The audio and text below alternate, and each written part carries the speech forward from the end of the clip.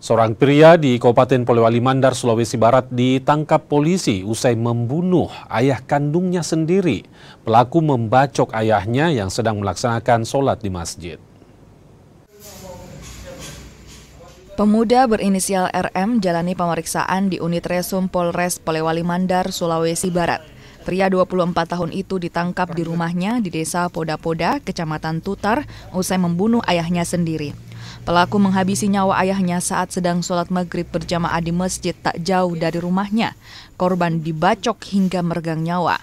Selain menangkap pelaku, polisi juga menyita sebilah parang yang digunakan untuk membunuh serta memeriksa sejumlah saksi di lokasi kejadian. Berdasarkan keterangan saksi KHB bahwa korban sementara sholat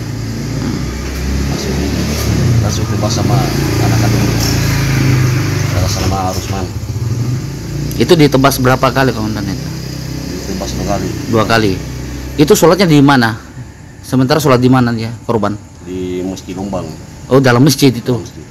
Iya. Masjid Al-Amin. Al-Amin. Berarti si pelaku ini langsung tiba-tiba masuk begitu? Langsung tiba-tiba masuk, ya. Menembas bagian belakang leher. Polisi lakukan pemeriksaan intensif terhadap pelaku.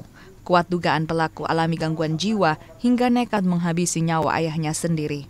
Edwin Arwan Pitu, Kompas TV, Polewali Mandar, Sulawesi Barat.